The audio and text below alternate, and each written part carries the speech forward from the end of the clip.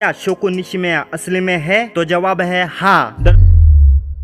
Hello सैनिमेज, मुझे पता है कि आपने अ साइलेंट वॉइस इस एनिमे मूवी को देख ही लिया होगा, तभी तो आप इस वीडियो पे आए हो। और आज मैं आपको इस वीडियो में अ साइलेंट वॉइस इस मूवी के बारे में बहुत सारे अननोन फैक्ट्स बताऊंगा जो आपको यूट्यूब पे कहीं भी नहीं मिलेंगे। वैसे मिल सकते हैं, पर अगर आप यहाँ पे आ ही चुके हो तो इस वीडियो को पूरा देख लेना। इस वीडियो में मैं आपको बताऊंगा कि अ साइलेंट वॉइस इस मूवी को किसने बनाया था, शो को डेप्थ कैसे हुई और क्या अ साइलेंट वॉइस 2 आएगी या फिर नहीं। तो वीडियो को बिना स्किप किए पूरा देखना ताकि कोई भी फैक्ट आपसे मिस ना हो जाए। तो वीडियो को स्टार्ट करते हैं।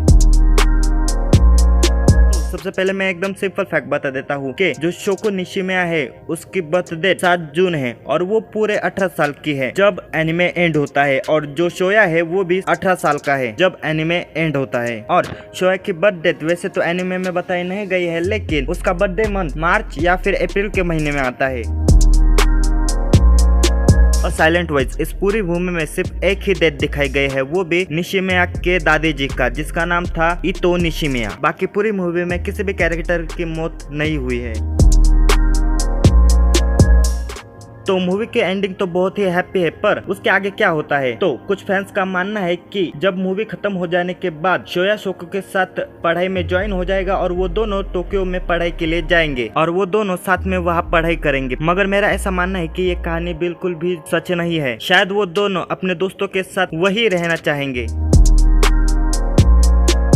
मूवी के शुरुआत में एक गाना बजता है जिसका नाम होता है माई जनरेशन, जिसे गाया था द हू ने और जिसे लिखा था टाउनसेंड ने। पर आपको पता नहीं होगा कि जिन्होंने इस गाने को लिखा था वो बाय कान से असली में टोन डेफ थे, मतलब उन्हें टोन डेफ हुआ था। टोन डेफ में आपको आवाज सुनाई नहीं देती, लेकिन जो वॉइस की वाइब्रेशन होती है वो आपको सुनाई देती है, और ऐसा ही शोको निशिमिया के साथ हुआ था। शोको निशिमिया जब पहली बार स्कूल में आई थी तब उसके बाल छोटे थे, पर उसके बाल पहले से ही छोटे नहीं थे।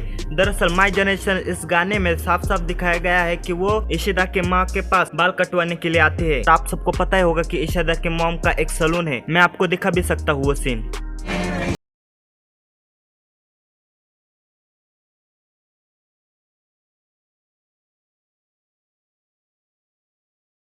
बहुत सारे लोगों ने नोटिस नहीं की होगी।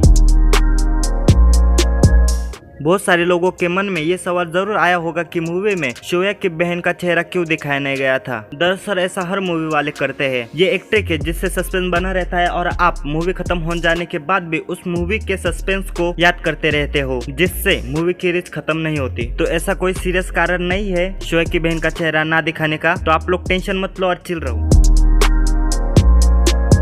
अब शायद मुझे ये फैक्ट एकदम आखिर में डालना चाहिए था, लेकिन इसके आगे का फैक्ट इस फैक्ट से कनेक्टेड है, इसलिए मैं ये फैक्ट आपको सबसे पहले बता देता हूँ कि अ साइलेंट 2 वॉइस मूवी आएगी या नहीं। तो जवाब है नहीं। ये मूवी पार्ट 1 में ही पूरी कंप्लीट हो चुकी है और इसका पार्ट 2 बनाने का कोई मतलब नहीं बनता, और अगर इसका पार्ट 2 बन गया तो शायद इसके पार्ट 1 की भी वैल्यू कम हो जाएगी। पर इस मूवी के क्रिएटर योशितोकी ओइमा, इन्होंने बहुत सारे मांगा लिख रखे हैं जिनमें कुल मिलाकर 8 वॉल्यूम्स हैं। तो अगर आपको अ साइलेंट वॉइस इस मूवी को पूरे डीप में जानना है तो आप इसे ऑनलाइन पढ़ सकते हो या फिर खरीद सकते हो। मुझे तो लगता है कि शायद रियल फैन इसे जरूर खरीदेंगे। तो दरअसल शोको निशिमिया के जो फादर है, उन्होंने जब शोको निशिमिया पेट के अंदर थी तब उसकी माँ को एक वायरस दे दिया था, क्योंकि उन्हें बेटी नहीं चाहिए थी, ऐसा मुझे लगता है, जिसकी वजह से वो डेफ हो गई। और जब शोको निशिमिया की मॉम दूसरी बार प्रेग्नेंट हुई तब भी उन्हें लड़की ही हुई, इसलिए शोको निशिमिया के मॉम ने उसके फादर के साथ डिवोर्स कर लिया और वो दोनों अपने माँ के साथ और दादी जी के साथ अकेले रहने लगी। सच में ये एनिमे बहुत ही डीप है। तो अब ये कोई फैक्ट नहीं है, लेकिन अगर आपको अ साइलेंट वॉइस ये एनिमे मूवी बहुत ही पसंद आ चुकी है तो आपको इन एनिमे मूवीज को भी जरूर देखना चाहिए, जिनमें your name, Anohana, you lie in April, erased, colourful, orange, violet evergarden, death parade, blue spirit ride, grave of the fire fields, ये मूवी जरूर देखनी चाहिए। और इनमें से मैंने इतनी मूवीज और सीरीज देख ली है और मैं आपको पर्सनली कहता हूँ कि आपको इन 5 मूवीज को जिनको मैंने देखा है वो जरूर देखनी चाहिए। मुझे तो बहुत ही पसंद आई थी। तो अब सबसे मेन फैक्ट, क्या शोको निशिमिया असली में है? तो जवाब है हाँ। दरअसल शोको निशिमिया का इंग्लिश डब वॉइस एक्ट्रेस जो है, जिनका नाम है लेक्सी मार्मन, ये एक्चुअली में डेफ है। वो रियल लाइफ में भी कुछ सुन नहीं सकती। हाँ, वैसे मूवी के स्टोरी का और इनका कोई संबंध नहीं है, लेकिन इनकी वजह से जो इंग्लिश डबिंग है उसमें जान आ गई थी। तो हम कह सकते हैं कि असली शोको निशिमिया वही है। तो वीडियो तो खत्म हो चुकी है, लेकिन अगर आपको ये वीडियो पसंद आई होगी तो प्लीज लाइक कर दीजिएगा। इस वीडियो को बनाने में मुझे बहुत ही मेहनत लगी है, और अगर मुझे कोई यहाँ तक देख रहा है तो प्लीज मुझे बताइएगा कि ऐसे ही मूवीज के फैक्ट में और लाऊं या नहीं, और आखिर में सब्सक्राइब कर दीजिएगा। Thanks for watching.